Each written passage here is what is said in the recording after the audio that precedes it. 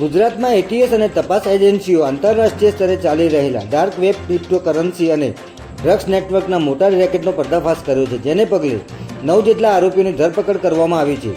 આ કેસની તપાસ દરમિયાન ગેરકાયદેસર ઓનલાઈન નાર્કોટિક્સ વેચતી વેબસાઇટના ટ્રાન્ઝેક્શન ગુજરાતના ક્રિપ્ટો વોલેટ સુધી પહોંચ્યા હોવાનું જાણવા મળ્યું હતું, જેમાં અમદાવાદના મોહસિન મોલાણીના વોલેટમાં શંકાસ્પદ ફંડ ટ્રાન્સફર થયાની વિગતો મળી આવી હતી